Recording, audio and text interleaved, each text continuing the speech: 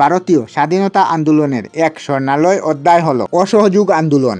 এই আন্দোলনের সুবাদে দীর্ঘ ৩৫ বছর পর কংগ্রেস রাজনৈতিক ভিক্ষাবৃত্তি ছেড়ে সরাসরি ব্রিটিশ বিরোধী আন্দোলনে মিলিত হয়। এই আন্দোলন ছিল স্বরাজ অর্জনের লক্ষ্যে এক সর্বভারতীয় গণ উপস্থাপন। 1922 সালে উত্তরপ্রদেশের গুজরাট জেলার চৌরিচৌরা নামক স্থানে মদ বিক্রি এবং দ্রব্যমূল্য বৃদ্ধির প্রতিবাদে একদল স্বেচ্ছাসেবক ধর্ণা দিতে শুরু করে। পুলিশ স্বেচ্ছাসেবকদের নেতা ভগবান আহিরকে গ্রেফতার করলে ক্ষুব্ধ হয়ে প্রায় 3000 কৃষকের এক মিছিল থানা ঘেরাও করে। সেই সময় পুলিশ গুলি চালালে উত্তেজিত জনতা চৌরিচৌরা গ্রামের থানাতে আগুন লাগিয়ে দেয়। এতে 22 জন পুলিশ পুড়ে মারা যায়। 1922 সালের 5ই ফেব্রুয়ারি এই ঘটনা চৌরিচৌরা ঘটনা নামে পরিচিত।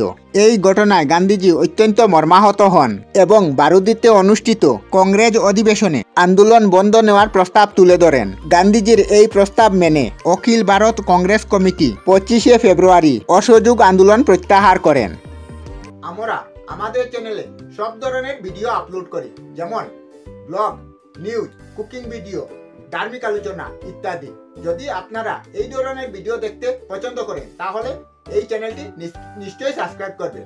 আমি আপনাদের সাথে বিদায়ক না, আজকের মতো বিদায় নিলাম। আর ভিডিওটি ভালো লাগে লাইক, শেয়ার ও কমেন্ট করবেন। ভিডিওটি সম্পূর্ণ দেখার জন্য অশেষ ধন্যবাদ।